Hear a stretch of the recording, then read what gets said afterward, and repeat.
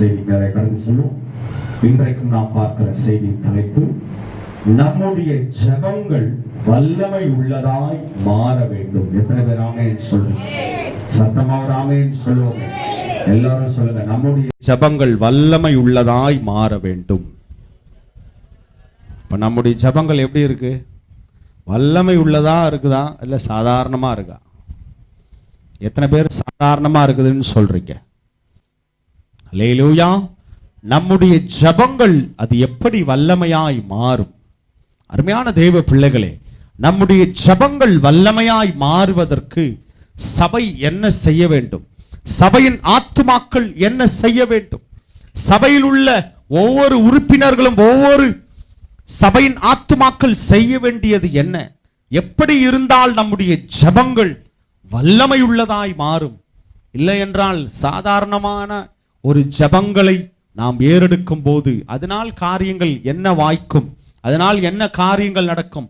வல்லமை உள்ள ஜெபத்தில் உள்ள மேன்மை என்ன? மகத்துவங்கள் என்ன? அருமையான தேவ பிள்ளைகளே, நம்முடைய ஜெபங்கள் எல்லாவற்றிற்கும் கர்த்தர் பதில் தந்து கொண்டிருக்கிறார். எத்தனை பேர் விசுவாசிக்கிறீங்க? நாங்க செய்யற ஜெபத்துக்கு கர்த்தர் பதில் தரார். எத்தனை பேர் ஆமென் சொல்றீங்க? அல்லேலூயா. கர்த்தர் நிச்சயமாகவே நம்முடைய எல்லா ஜெபங்களுக்கும் கர்த்தர் பதில் தருகிறவராகவே இருக்கிறார். ஆனால் நம்முடைய ஜெபங்கள் கர்த்தரிடத்திலே அது எப்படியாய் போய் சேருகிறது? இப்ப நம்முடைய ஜெபங்களை கர்த்தர் கேட்கிறாரா? எடுத்து வாசிப்போம். சங்கீதங்களின் புஸ்தகம் 65:2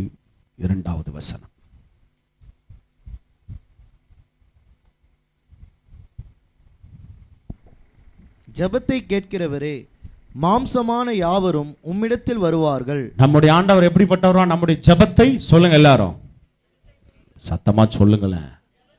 நம்முடைய ஜெபத்தை கேட்கிறவர். அல்லேலூயா. கர்த்தருடைய பெயர் ஜெபத்தை கேட்கிறவரே. அருமையான தேவ பிள்ளைகளே, ஜெபத்தை கேட்கிறவரே, மாம்சமான யாவரும் உம்மிடத்தில் வருவார்கள். அல்லேலூயா.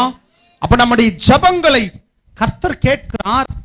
ஆனால் அநேக நேரங்களிலே நம்முடைய ஜெபத்தை அவர் கேட்கிறாரா என்பதுதான் அநேகருக்குள்ள சந்தேகம், அநேகருக்குள்ள விவாதமே. நம்முடைய ஜெபங்களை அவர் கேட்கிறாரா? நிச்சயமாகவே 100% நம்முடைய ஜெபங்களை அவர் கேட்கிறார். அல்லேலூயா. ஆனால் அநேகருக்குள்ள சந்தேகம், அநேகருக்குள்ள பலவிதமான கேள்வி, என்னுடைய ஜெபத்திற்கு பதில் ஏன் வராமல் இருக்கிறது? நம்முடைய ஜெபங்கள் அது எப்படியாய் கர்த்தரிடத்திலே போக வேண்டும்? நம்முடைய ஜெபங்களை கர்த்தர் என்ன விதமாய் எதிர்பார்க்கிறார்? ஜெபத்தை கேட்கிறவர் நம்முடைய ஜெபங்களை என்ன விதமாய் எதிர்பார்க்கிறார்? எடுத்தவர் வாசிப்போம். எபேசியருக்கு எழுதின நிருபம் 6வது அதிகாரம் 18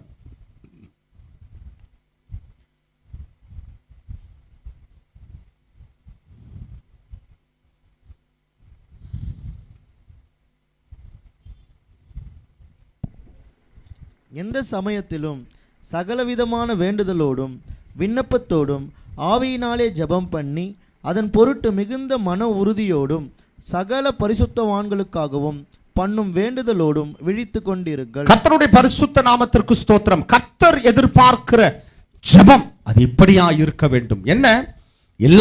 எந்த சமயத்திலும் சகலவித வேண்டுதலோடும் விண்ணப்பத்தோடும் ஆவியினாலே ஜெபம் பண்ணி. என்ன, எதுல ஜெபம் பண்ணுமா? எல்லாரும் சொல்லுங்க, சத்தமா சொல்லுங்க. இதுதான் முக்கியம். கர்த்தர் நம்மிடத்தில் எதிர்பார்க்கிற காரியம், நம்முடைய ஜெபங்கள் மாம்சீக பிரகாரமா இருக்கிறதா? ஏனோ தானோ என்று நம்முடைய ஜெபங்கள் இருக்கிறதா? இல்லை, ஆவியினாலே நாம் ஜெபங்களை ஏறெடுக்கிறோமா? அல்லேலூயா. ஆண்டவராகிய இயேசு கிறிஸ்து தன்னுடைய சீஷர்களுக்கு, எனக்காக 1 மணி நேரம் விழித்திருந்து ஜெபிக்க கூடாதா என்று அவர்களுக்கு இயேசு சொன்னபோது, ஏன் அவங்களால ஜெபம் பண்ண முடியல? ஏன் அவங்களால ஜெபம் பண்ண முடியல? அவர்கள் நல்லா சாப்பிட்டுட்டு நல்ல நித்திரை மயக்கத்திலே மாம்சத்தின் பிரகாரம் அவர்கள் இருந்ததுனாலதான் ஜெபங்களை அவர்களை ஏறெடுக்க முடியவில்லை. அல்லேலூயா. இயேசு 2 முறை சொல்லியும் ஏன் அவங்களால அந்த ஜெபத்தை செய்யவே முடியல அப்படின்னா, நாம் மாம்சத்தின் பிரகாரம் இந்த மாம்ச பலனால் நம்முடைய ஜெபங்களை ஏறெடுக்கும் போது 10 நிமிஷம் கூட நம்முடைய ஜெபங்கள் தாண்டாது. ஆமென் சொல்லுங்க. எத்தனை பேர் ஆமென் சொல்றீங்க? ரொம்ப சந்தோஷமான செய்தி. இந்த ரிவைவல் பிரேயர்ல நிறைய பிள்ளைகள், அநேக சகோதரிமார்கள், சகோதரர்கள், சிறு பிள்ளைகள், வாலிப பிள்ளைகள் அநேகர் இந்த ஜெபங்களை இன்றைக்கு ஏறெடுத்துக் கொண்டிருக்கிறீர்கள். ஆமென் சொல்லுவோமே. அல்லேலூயா. இப்போ ஒரு சந்தோஷமான செய்தி, கர்த்தர் இதை குறித்து பரலோகமே சந்தோஷப்படும். நம்முடைய சபை ஆவிக்குரிய முறையிலே ஜெபித்துக் கொண்டிருக்கிறது. அல்லேலூயா. என்ன சத்தத்தையே காண, சத்தமா ஒரு அல்லேலூயா சொல்லுங்க. இப்பதான் ஆவிக்குரிய சபைன்னு சொல்ற, சத்தமே காணமே. ஆவிக்குரிய சபைனா சபையிலிருந்து அல்லேலூயா வரணும். நம்மளுக்கு பேரே என்ன சொல்லுங்க எல்லாரும். எத்தனை பேர் ஆமென்னு சொல்றீங்க? உண்மையா அதுதான். அல்லேலூயா. அல்லேலூயா கூட்டம் தான். பூமியில இருந்தாலும் சரி, பரலோகத்துக்கு போனாலும் சரி. அல்லேலூயா. அப்ப நிச்சயமாகவே தேவ பிள்ளைகளே, ஏன் நம்முடைய ஜெபங்கள் அப்போஸ்தலனை போல எபேசு சபைக்கு இப்படியா எழுதுகிறார்? அதன் பொருட்டு ஆவியினாலே விண்ணப்பத்தோடும் வேண்டுதலோடும் விண்ணப்பத்தோடும் ஆவியினாலே ஜெபம் பண்ணி. ஏன் ஆரம்பத்தில் நான் அப்படி சொன்னேன் தெரியுங்களா? 5 மணி ஜெபத்து கூட நிறைய பேர் வரமாட்டாங்கன்னு. நம்முடைய பழைய சபையில இதை போல அதிகாலை ஜெபத்துக்கு நாங்க போய் உட்கார்ந்துருப்போம். எத்தனை மணிக்கு? ஒரு கரெக்டா ஒரு 4:45 5 மணி போய் உட்காந்துருக்கிறேன்னு வைங்க. 5:15 5:30 5:45 6 6:15 நாங்களும் ஜெபம் பண்ணுவோம், ஆராதனை நடத்துவோம், செய்தியெல்லாம் பண்ணுவோம். 100 பேருக்கு செய்தி கொடுக்குற மாதிரி நல்ல செய்தியெல்லாம் கொடுப்போம். இருக்கிறது யாருன்னு பார்த்தா மேக்கு தூங்கிட்டு இருக்கோம். ஜோஸ் உட்காந்து அப்படியே அரைகுறை தூக்கத்தோடு அந்த குழந்தை பாப்பா மாதிரி உட்காந்து இப்படி தலையை ஆட்டி ஆட்டி பார்ப்பான்.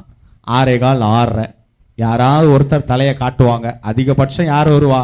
விஜயா சிஸ்டர் வருவாங்க, அவ்வளோதான். வேற யாரும் பெருசாக வரதில்ல. நீலாமா யாராவது தலையை காட்டுவாங்க பெருக்கிறதுக்கு, ஒன்றும் வேற எதுக்கு இல்லை. அப்படி வருவாங்க, அவ்வளோதான். அதோட முடிஞ்சது. 6:30 6:45 நாங்கள் கிளம்பி வந்துடுவோம்.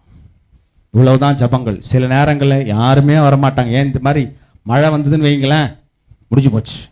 என்னங்க மரல மழைங்க, ஒரே மழை, புயல், காத்து சுத்துது, தலையெல்லாம் சுத்துது, வரல. அருமையான தேவ பிள்ளைகளே, இன்றைக்கு பகலானாலும் சரி இரவானாலும் சரி ஜனங்களை ஜெபிக்கும்படியாய் கர்த்தருடைய ஆவியானவர் எழுப்பி இருக்கிறார். சத்தமா ஒரு ஆமென் சொல்லுவோமே. அல்லேலூயா. ஏன் நம்ம இரவு ஜெபத்துக்கே எடுத்துக்கொள்ளுங்களேன். இரவு ஜெபத்திலே இரவு ஜெபத்தில் நாங்கள் உட்கார்ந்துருப்போம். இப்போ சில நேரங்களில் இந்த உமா சகோதரி என்ன பண்ணுவாங்க, இந்த பசங்களை பிடிச்சி இந்த ஆடு ஓட்டுற மாதிரி ஓட்டிக்கிட்டு கொண்டு வந்து இங்கே உட்கார வைப்பானுங்க. அவனுக்கு இது உள்ள 2 பேர் உள்ள போடுவானுங்க, இது உள்ள ஓடுவானுங்க, இது உள்ள வருவானுங்க. அவங்கள உட்கார வச்சு அவங்களுக்கு செய்தி சொல்றதுக்குள்ள ஜபிக்கிறதுக்குள்ள நைட்டு 12 12:30 அந்த ஜபத்தை முடிக்கிறதுக்குள்ள ஒரு வழி ஆயிடும். பெரியவர்கள் யாருமே இருக்க மாட்டாங்க. ஒரு வாரத்தில் பார்த்தீங்கன்னா ஒரு வாரம் யாருமே வரல. கடைசியா ஒரு 10:30 இந்த ராஜனையான்னு ஒருத்தர் பக்கத்தில் இருந்தார். அவர் மாத்திரம் தான் வந்தார். யாருமே நாங்கள் 4 பேர் மட்டும் தான் இருக்கிறோம். ஒருத்தருமே காணோம். அவர் மாத்திரம் தான் இருக்கிறார். அப்ப நல்லா கவனிங்க. ஆனா இன்றைக்கு இரவு ஜெபம் அப்படி இல்லையே. கர்த்தர் முழுவதுமாய் அந்த ஜெபத்தை மறுரூபப்படுத்தியிருக்கிறார்னா ஒரே ஒரு காரியம், நாங்கள் அன்றைக்கு 2 பேர் 4 பேர் இருந்தாலும் நாங்கள் ஜெபித்த ஜெபத்தை கர்த்தர் கேட்டு இருக்கிறார். சத்தமா ஒரு ஆமென் சொல்லுவோமே. எத்தனை பேர் ஆமென் சொல்றீங்க? ஆட்களை வைத்துள்ள ஆட்கள் 4 பேர்ல 2 பேர் இருந்தாலும் நம்முடைய ஜெபங்கள் பரலோகம் ஏறெடுக்கிறது. அந்த ஜெபத்தின் பலனை நான் என்னால தைரியமா சொல்ல முடியும். எங்கள் ஜெபத்தை கர்த்தர் கேட்டு இருக்கிறார். சத்தமா ஒரு ஆமென் சொல்லுமே. அதனாலதான் இன்னைக்கு பாருங்க, நாங்க 5 மணிக்கு வரோம், சபையோட ஆத்மாக்கள் 3 மணிக்கே சபைக்கு வந்துடுறாங்க. எத்தனை பேர் ஆமென் சொல்றீங்க? சத்தமா ஒரு ஆமென் சொல்லுவோமே. அல்லேலூயா. பரமையான தேவ பிள்ளைகளே, இதுதான் நம்முடைய ஜெபம். நம்முடைய ஜெபங்கள் இப்படிதான் இருக்கணும். அதனாலதான் அப்போஸ்தலனாகிய பவுல் சொல்லுகிறார், நம்முடைய ஜெபங்கள் ஆவியினாலே எந்த சமயத்திலும் சகலவிதமான வேண்டுதலோடும் விண்ணப்பத்தோடும் ஆவியினாலே ஜெபம் பண்ணி அதன் பொருட்டு மிகுந்த மன உறுதியோடும் ஆமென் சொல்லுவோமே. சில நேரம் நம்ம ஜெபம் பண்ணும் போது உண்மையாகவே சொல்லுகிறேன், நம்ம விசுவாசத்தையே முழுவதுமா இல்லாம போகும்படியான காரியங்கள் நடக்கும். அதனாலதான் இந்த வார்த்தை பயன்படுத்தப்பட்டிருக்கிறது. நம்முடைய ஜெபங்கள் மன உறுதியோடு இருக்க வேண்டும். அல்லேலூயா. நம்முடைய ஜெபங்கள் மிகுந்த மன உறுதியோடும், கர்த்தருடைய வார்த்தை சொல்கிறது, சகல பரிசுத்தவான்களுக்கும் பண்ணும் வேண்டுதலோடும் விழித்துக் கொண்டிருங்கள். அல்லேலூயா. அப்ப நிச்சயமாகவே கர்த்தருக்காக இப்ப நம்முடைய ஜெபங்கள் இப்படியாய் பரலோகத்திற்கு வர வேண்டும் என்று தேவனாகிய கர்த்தர் விரும்புகிறார். எத்தனை பேர் ஆமென் சொல்றீங்க? சத்தமா ஒரு ஆமென் சொல்லுவோமே. அல்லேலூயா. சத்தமா ஒரு ஆமென் சொல்லுவோம். அல்லேலூயா. இப்ப நம்முடைய ஜெபங்கள் இப்படியாய் பரலோகத்திற்கு ஏறெடுக்கப்பட வேண்டும் என்று கர்த்தர் விரும்புகிறார். அப்ப உண்மையாகவே நம்முடைய ஜெபங்கள் இப்படியாய் இருக்க வேண்டும். சரி, நம்முடைய ஜெபங்கள் அது என்ன காரியத்தை தேவனுக்கு முன்பாக நடைபெற செய்கிறது? நம்முடைய ஜெபங்கள் எப்படியாய் கர்த்தருக்குரிய காரியங்களை அது நடப்பிக்கிறது? தேவனுக்கு முன்பாக அது எவ்வளவு உண்மை உள்ளதாய் தேவனுக்கு முன்பாக நம்முடைய ஜெபங்கள் என்ன விதமாய் பரலோகத்தில் ஏறெடுக்கப்படுகிறது? நம்முடைய ஜெபங்கள் உண்மையாகவே வல்லமையுள்ள ஜெபமாய் மாற வேண்டும். சத்தமா ஒரு ஆமென் சொல்லுவோமே. எப்படி இருந்தா அந்த ஜெபம் மாறும்? பரிசுத்த ஆவியானவர் நம்மோடு இருந்து நம்முடைய ஜெபங்கள் மாம்சத்தின் பிரகாரமாய் அல்ல, ஆவியின் ஜெபமாய் மாறும்போதுதான் நம்முடைய ஜெபம் வல்லமையுள்ள ஜெபமாய் மாறுகிறது. சத்தமா ஒரு ஆமென் சொல்லுவோமே.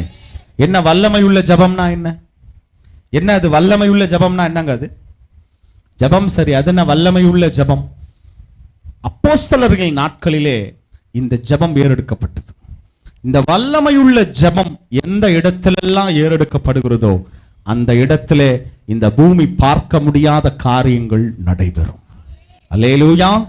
வாசிங்க அப்போஸ்தலருக்கு எழுதின நிருபம் 16வது அதிகாரம் 24 இருந்து வாசிப்போம். அவன் இப்படிப்பட்ட கட்டளையை பெற்று அவர்களை உட்காவலறையிலே அடைத்து அவர்கள் கால்களை தொழுமரத்தில் மாட்டி வைத்தான். நடுராத்திரியிலே பவுலும் சீலாவும் ஜெபம் பண்ணி தேவனை துதித்து பாடினார்கள்.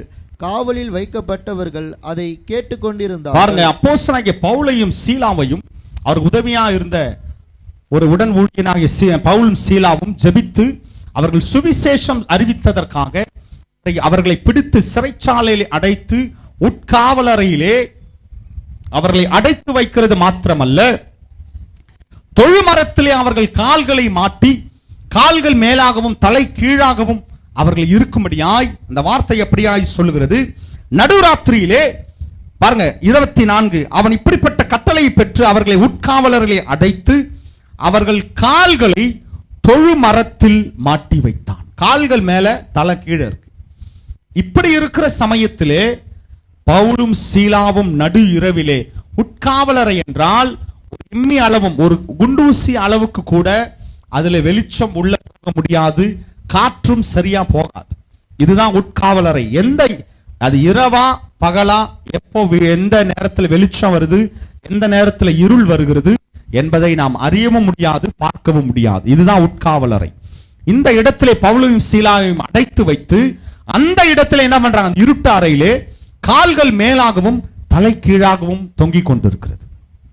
இந்த சமயத்திலே பவுலும் சீலாவும் நடு இரவிலே கர்த்தரை நோக்கி ஜெபம் பண்ணி அவரை துதித்து பாடினார்.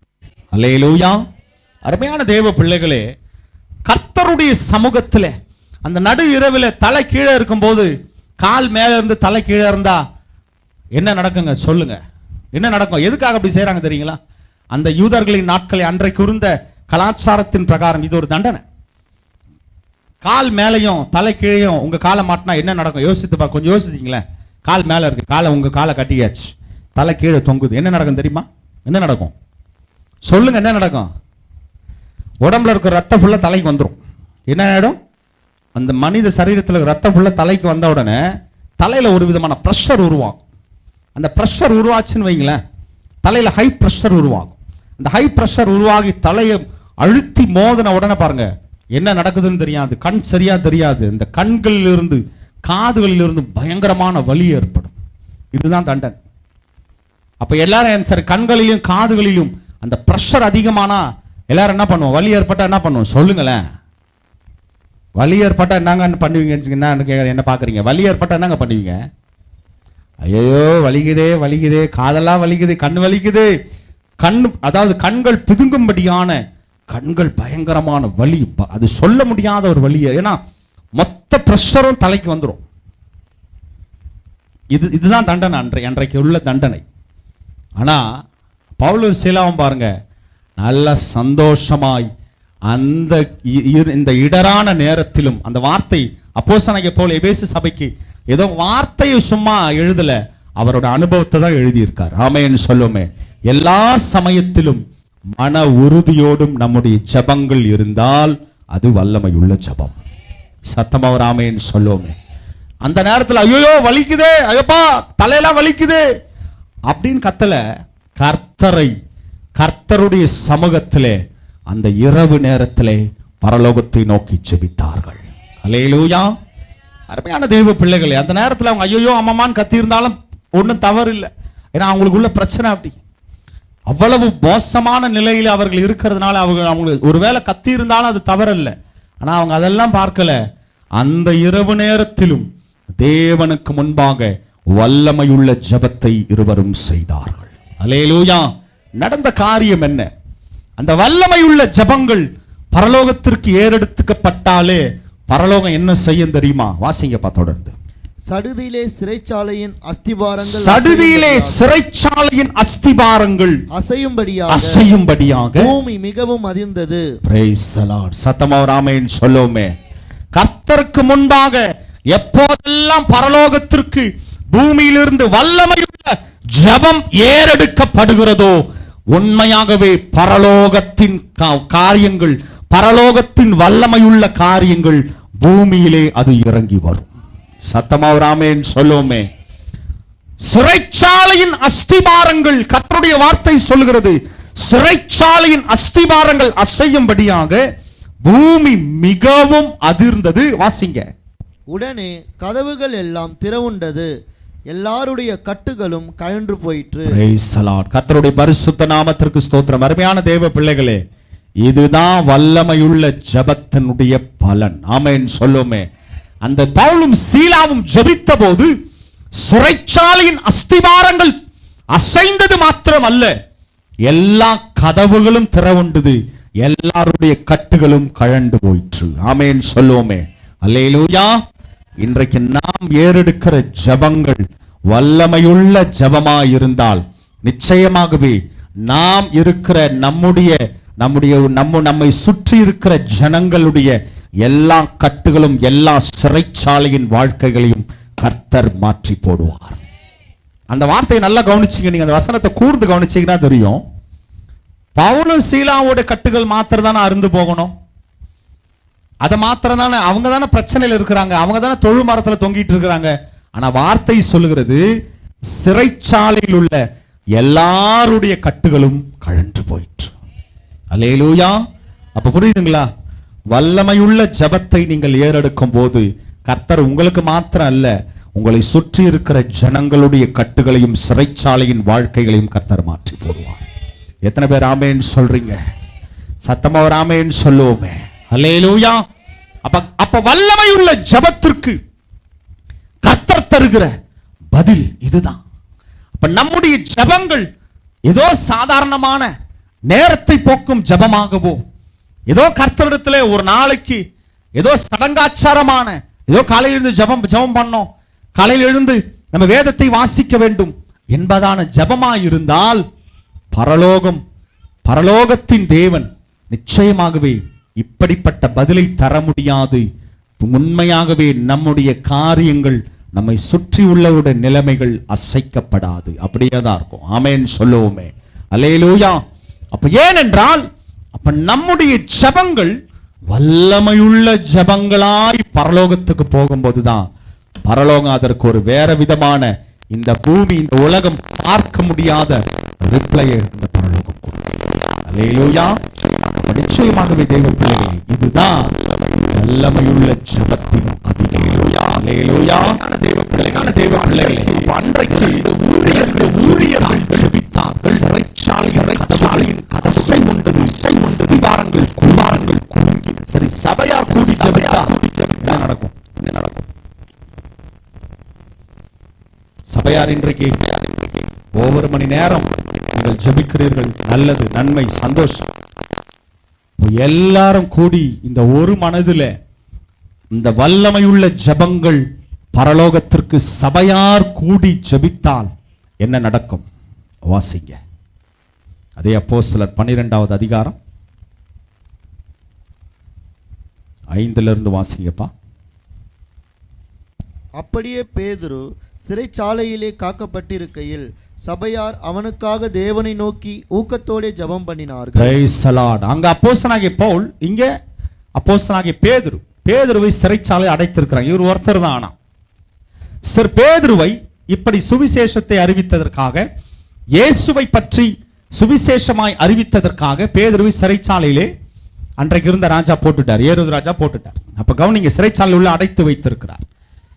அப்போ அப்போஸ்தலனாகிய பேதுரு தான் தலைமை சீஷர், தலைமை ஒரு போதகரை போல, ஒரு பாஸ்டரை போல அவர்கள் இருப்பதனால அவருடைய தலைவர், ஒரு தலைமையான ஒரு பேதுருவை உள்ள கொண்டு போய் சிறைச்சாலை அடைச்சிட்டாங்க. ஜனங்கள் எல்லாம், சபையார் எல்லாரும் பயந்து, அந்த நடு இரவிலே கர்த்தருடைய வார்த்தை சொல்லுகிறது, பேதுரு சிறைச்சாலையிலே காக்கப்பட்டிருக்கையில் சபையார் அவனுக்காக தேவனை நோக்கி ஊக்கத்தோடே ஜெபம் பண்ணினார்கள். அல்லேலூயா. சொல்லுங்க, எல்லாரும் கரங்களை உயர்த்தி சொல்லுங்க, சபையார் ஊக்கத்தோடே ஜெபம் பண்ணினார்கள். இதுதான் சபையாருடைய வல்லமையுள்ள ஜெபம். ஆமென் சொல்லுவோமே. அல்லேலூயா. இதுதான் சபையோட வல்லமையுள்ள ஜெபம், ஆதி சபையினுடைய வல்லமையுள்ள ஜெபம். அருமையான தேவ பிள்ளைகளே, சபையார் என்ன ஜெபம் பண்ணிருப்பாங்க? ஆண்டா ஐயா, இயேசுவே, பேதுரு ஐயா பிடிச்சிட்டு போயிட்டாங்க, என்ன செய்யறதுன்னு தெரியல. ஊக்கமான ஜெபம், ஊக்கமான ஜெபம். இப்ப இந்த ஜெபம் பரலோகத்துக்கு ஏறெடுத்துக் கொள்ளப்பட போகிறது. இந்த ஜெபம் பரலோகத்துக்கு போகிறது. இப்ப பரலோகம் அதற்கு என்ன பதில் கொடுக்குது? வாசிங்க தொடர்ந்து. ஏரோது அவனை வெளியே கொண்டு வரும்படி குறித்திருந்த நாளுக்கு முந்தின நாள் ராத்திரியிலே பேதுரு 2 சங்கிலிகளினாலே கட்டப்பட்டு 2 சேவகர் நடுவே நித்திரை பண்ணி கொண்டிருந்தான். காவற்காரரும் கதவுக்கு முன்னிருந்து சிறைச்சாலையை காத்து கொண்டிருந்தார்கள். அப்பொழுது கர்த்தருடைய தூதன் அங்கே வந்து நின்றான். கர்த்தருடைய பரிசுத்த நாமத்திற்கு ஸ்தோத்திரம். பேதுருவை 2 சங்கிலிகளாலையும், என்னவோ பெருசா ஏதோ பெரிய இந்த டெரரிஸ்ட பிடிக்கிற மாதிரி, பெரிய ஆளை பிடிக்கிற மாதிரி பிடிச்சு பேதுரு 2 சங்கிலியில போட்டு கட்டி ஓரமா படுக்க வச்சிட்டாங்க. அவங்களுக்கு அவர் காவல் காக்கிறது 2 பேர் வேற, வெளியில ஓடக்கூடாதுன்னு. சங்கிலியில கட்டிட்டு எப்படி ஓடுவார் பேது? எப்படி ஆள் ஓட முடியும்? சரி, கட்டிட்டாங்க. நல்லா கவனிங்க, சபையார் தேவனுக்கு முன்பாக ஊக்கமான வல்லமையுள்ள ஜெபத்தை பரலோகத்தின் தேவனிடத்தில் ஏறெடுக்கும் போது இந்த ஜெபம் பரலோகத்திற்கு போனது. அப்போஸ்தலனாகிய பவுல் ஜெபித்த போது, பவுலும் சீலாவும் ஜெபித்த போது அஸ்திபாரங்கள் குலுங்கினது, அசைந்தது என்று பார்க்கிறோம். ஆனா இந்த இடத்துல பாருங்க, இந்த நம்முடைய அன்றைக்கு இருந்த ஆதி அப்போஸ்தலருடைய சபையார் ஊக்கமாய் வல்லமையுள்ள ஜெபத்தை ஏறெடுத்த போது பரலோகம் அதற்கு கொடுத்த பதில் என்ன தெரியுமா? கவனிங்க, பரலோகத்தின் தேவன் கொடுத்த பதில், உண்மையாய் ஊக்கமாய் வல்லமையுள்ள ஜெபம் சபையார் ஏறெடுத்தாலே போதும், பரலோகம் பூமியிலே இறங்கி வரும். எத்தனை பேர் ஆமென் சொல்றீங்க? என்ன பரலோகம் என்ன இறங்கி வருது பாருங்க. அப்பொழுது கர்த்தருடைய தூதன் அங்கே வந்து நின்றான். எத்தனை பேர் ஆமென் சொல்றீங்க? சொல்லுங்க, எல்லாரும் சொல்லுங்க. சபை ஊக்கமான ஜெபத்தை ஏறெடுக்கும் போது பரலோகம் வந்து இறங்கும். அல்லேலூயா. என்ன பரலோகம்னா, பரலோகத்தின் தேவ தூதன். பாருங்க, அப்போஸ்தலனாகிய பேதுருக்கு கர்த்தர் ஒரு தூதனையே அனுப்பிட்டார். ஆமென் சொல்லுவோமே. அல்லேலூயா. அப்ப நிச்சயமாகவே அந்த இறங்கினது மாத்திரம் அல்ல, அவன் சொல்றான். வாசிங்க தொடர்ந்து வாசிங்க. அறையிலே வெளிச்சம் பிரகாசித்தது. அவன் பேதுருவை விலாவிலே தட்டி, சீக்கிரமா எழுந்திரு என்று அவனை எழுப்பினான். உடனே சங்கிலிகள் அவன் கைகளில் இருந்து விழுந்தது. Praise the lord. அல்லேலூயா. பரலோகம் இறங்கின பிறகு இந்த பூமியின் சங்கிலிகளுக்கெல்லாம் வேலையே கிடையாது. பரலோகம் இந்த பூமியிலே தேவதூதன் இறங்கி, அவன் இறங்கின மாத்திரத்திலே எல்லா கட்டுகளும் எல்லா சங்கிலிகளும் தானாகவே அறுந்து விழுந்தது. அல்லேலூயா. அப்ப நிச்சயமாகவே நம்முடைய ஜெபங்கள் இப்படியா இருக்க வேண்டும் என்று கர்த்தர் விரும்புகிறார். எத்தனை பேர் ஆமென் சொல்றீங்க? சொல்லுங்க, கரங்களை உயர்த்தி சொல்லுங்க. எங்களுடைய ஜெபங்கள் இன்றையிலிருந்து வல்லமையுள்ள ஜெபமாய் மாறுகிறது. அல்லேலூயா. வல்லமையுள்ள ஜெபத்துக்கு தான் கர்த்தர் உடனே பதில் தந்திருக்கிறார். சத்தமா ஒரு ஆமென் சொல்லுவோமே. வல்லமையுள்ள ஜெபனா இப்ப எல்லாரும் நினைக்கிறாங்க, எப்படியும் ஒரு 10 மணி நேரம் பண்ணோம் போல இருக்கு. வல்லமையுள்ள ஜெபனா எவ்வளவு நேரம் பண்ணணும் சொல்லுங்களேன். வல்லமையுள்ள ஜெபனா எவ்வளவு நேரம் பண்ணணும்? எல்லாரும் வல்லமையுள்ள ஜெபனா என்ன நினைக்கிறது தெரியுமா? வல்லமையுள்ள ஜெபம்லாம் ரொம்ப நேரம் ஜெபம் பண்ணி கத்துன்னு கத்துற போல இருக்கு, அதான் வல்லமையுள்ள ஜெபம் இல்ல. அதுவும் ஜெபம் தான், எல்லாமே இல்லை. ஆனா நல்லா கவனிங்க, சிறிய ஜெபமாய் இருந்தாலும் அதை பரிசுத்த ஆவியில் நிறைந்து ஆவியினாலே நாம் ஜெபிக்கும் போதுதான் கர்த்தர் அந்த ஜெபத்திற்கு உடனே பதில் தருவார். சரி, ஒண்ணும் இல்லை. எலியா தீர்க்கதரிசி எடுத்துக்கொள்ளுங்க. அந்த ஜெபம் அந்த ஜெபம் அதிகபட்சம் எலியா எவ்வளவு நேரம் பண்ணியிருப்பார் அந்த ஜெபத்தை? அந்த ஜெபத்தை நீங்க வேணா பண்ணி பாருங்க. அந்த ஜெபத்தை அந்த ஜெபத்தை நீங்க பண்ணி பாருங்க, அதிகபட்சம் 1 நிமிஷம் கூட ஆகாது. எவ்வளவு நேரம்? எலியா செய்த ஜெபம், கர்த்தரிடத்தில் செய்த ஜெபத்தை நாம் செய்து பார்ப்போம். அந்த ஜெபத்தை நீங்க படிச்சு பாருங்க, அதிகபட்சம் 1 நிமிஷம் கூட ஆகாது. படிங்கப்பா அந்த வசனத்தை. 1 ராஜாக்களின் புஸ்தகம் 17வது அதிகாரம்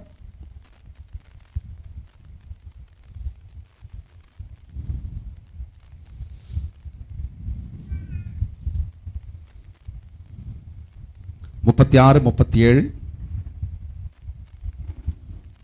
1 ராஜாக்கள் 18, 36.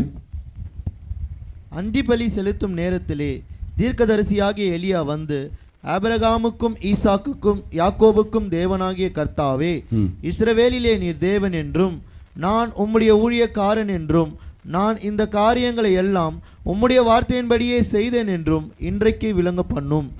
கர்த்தாவே, நீர் தேவனாகிய கர்த்தர் என்றும் தேவரீர் தங்கள் இருதயத்தை மறுபடியும் திருப்பினீர் என்றும் இந்த ஜனங்கள் அறியும்படிக்கு என்னை கேட்டருளும் என்றான். ஆமென். அவ்வளவுதான், முடிஞ்சு போச்சு ஜெபம். ஜெபமே அவ்வளவுதான். இந்த ஜெபத்துக்கு பரலோகம் ஒரு பதில் கொடுக்குது. என்ன? பரலோகத்தின் தேவன் பதில் தரார். என்னது? உடனே பரலோகத்திலிருந்து அக்கினி இறங்கி பலியையும் விறகுகளையும் கல்லையும் மண்ணையும் தண்ணீரையும் கூட பட்சித்து போட்டது. சத்தமா ஒரு ஆமென் சொல்லுவோமே. நம்முடைய ஜெபங்கள் வல்லமையுள்ள ஜெபங்களா இருக்குமானால் பரலோகம் உடனே பதில் தரும்.